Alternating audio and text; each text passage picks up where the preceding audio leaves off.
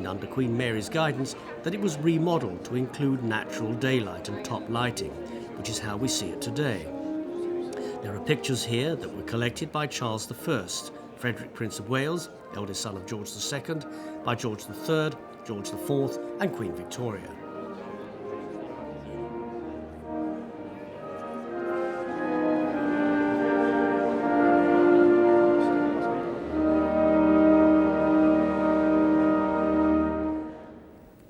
Now, I'm going to tell you about your investiture, which is going to be held by the Queen, and it's going to start at 11 o'clock.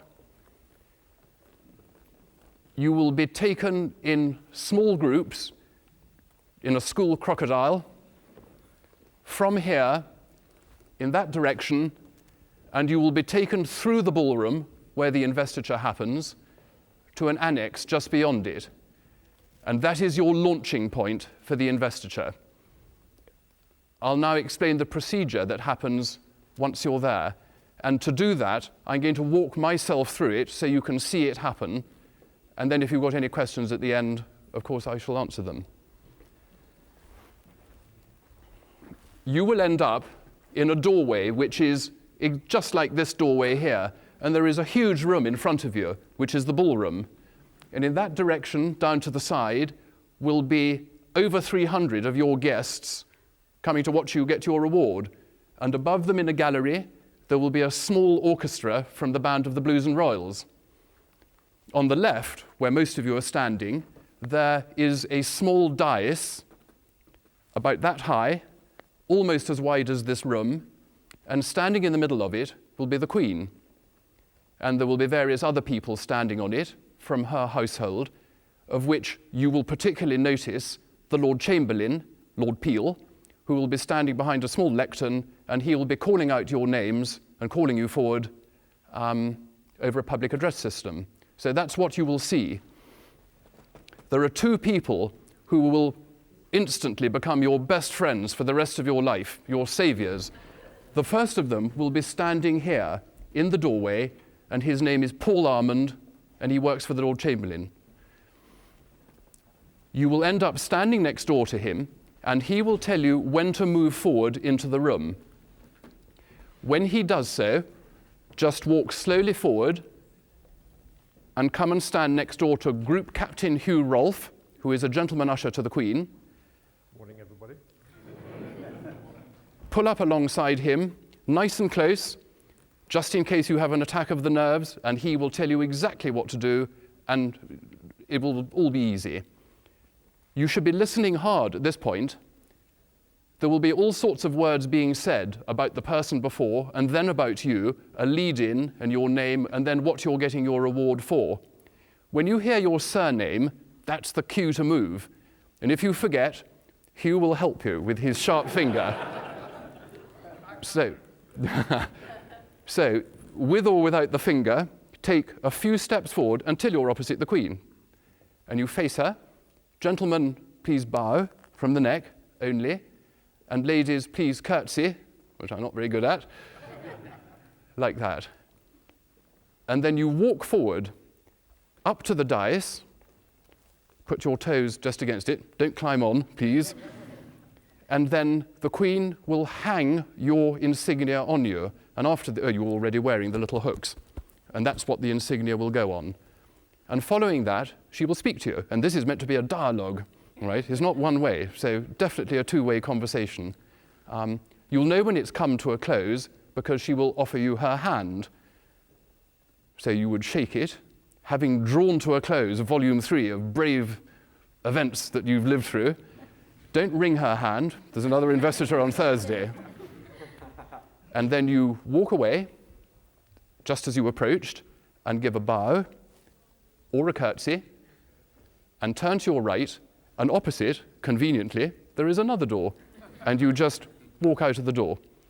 And when you go through, a member of the Central Chancery will remove the insignia and put it in a box, in a trice, and before you can blink, the box will be in your hand, and you will be encouraged back into the ballroom to sit and watch everybody else get their reward. You might be wondering what to call the Queen. So the recommended answer is Your Majesty, first time, and ma'am thereafter. And if that's too much of a mouthful, ma'am throughout.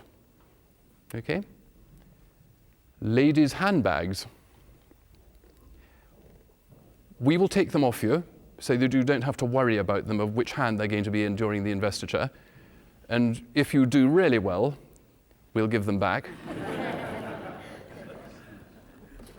Now, any questions? Anybody? I'd be delighted to help. Well, I hope you have a really nice morning. Good morning.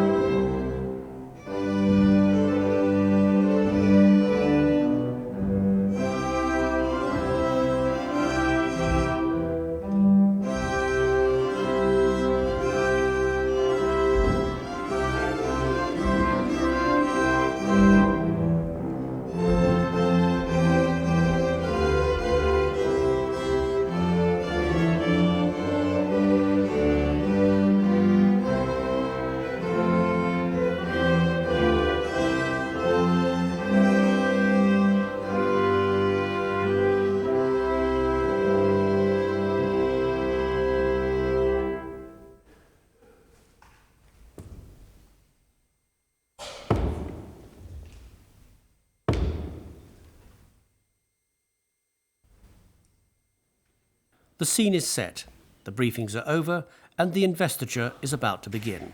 It's 11 o'clock.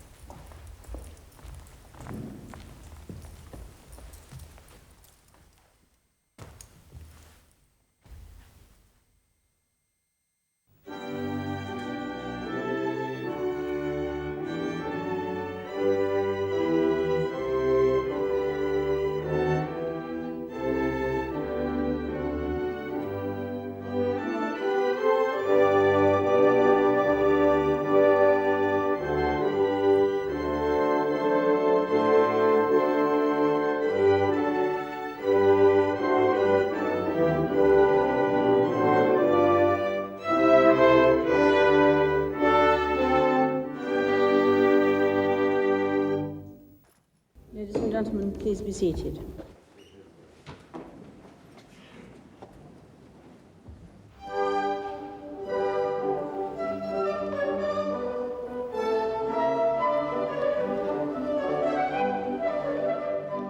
On view throughout the palace is a treasure trove of art that establishes the royal collection as one of the major collections in the world today. There is a feast of fine paintings by such great European masters as Rubens, Vermeer, Rembrandt, Van Dyck, Poussin, Zuccarelli and Canaletto. There can be few waiting rooms in the world that offer their visitors such a wonderful display of original art as these staterooms give today's recipients and their guests.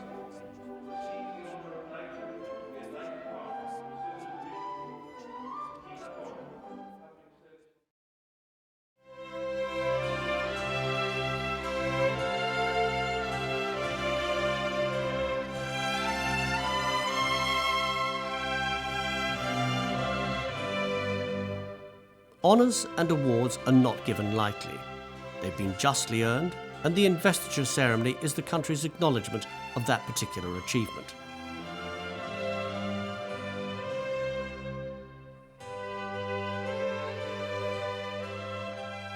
Many countries in the world today have honours and awards of one sort or another, but nowhere is the bestowing of titles and decorations performed in such splendid surroundings and with such grace, style and ceremony.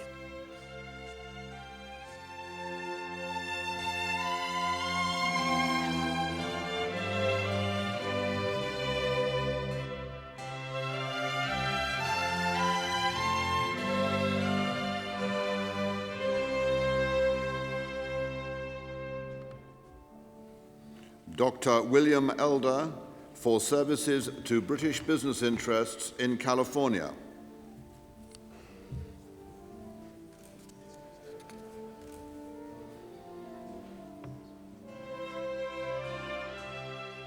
Investitures are traditional, and I'm always absolutely fascinated by the people who come and all the things that they've done, and they all have different reactions.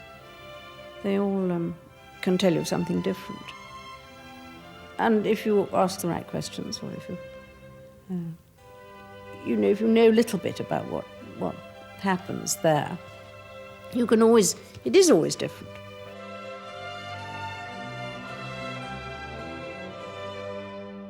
Some of them are very cleverly discovered. I think that's very important. The system does discover people who do unsung things, that perhaps the local people know about, but nobody else does. And I think that's very satisfactory. One mustn't have a long conversation, obviously, because you'd never finish. The question you ask is what is you hope that you're going to get the answer that you want. Some say that this is for the people I work with. It's a representation rather than for themselves, which is also nice. This is also meant to be a pat on the back. And I think people need pats on the back sometimes. It's a very dingy world otherwise.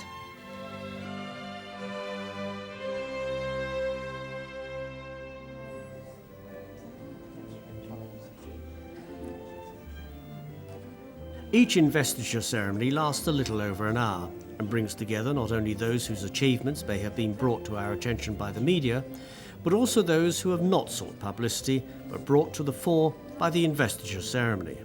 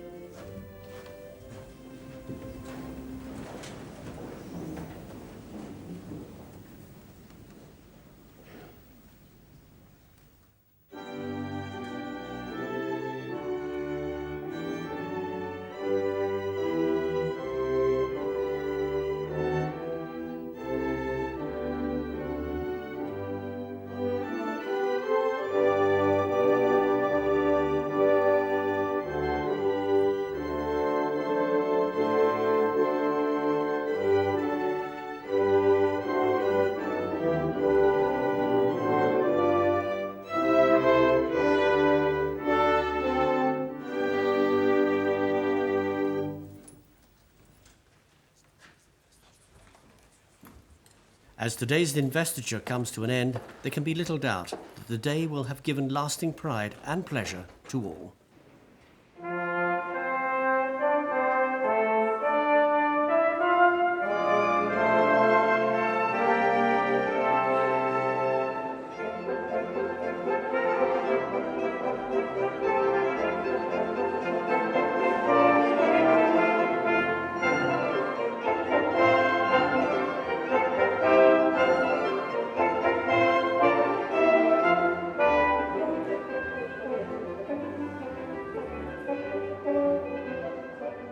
Unbelievable. You can't describe how you feel. It really chokes you up. A fantastic day and so well organised, it's unbelievable. Oh, she was very relaxed and able to ask one or two questions about what I did. Tremendous atmosphere, tremendous occasion. I thought it was wonderful that she had the apt question to ask. You're in a world of your own at that moment. You're not part of the ceremony at all. It's just the Queen and you. I think it's very rare to see a palace operating in the way that those great paintings show you palaces operated in the last century and the century before that. And I think it's the spectacle. Plus, I think meeting some very special people. It's nice to be recognised for anything you do, but to be recognised at this level is particularly important.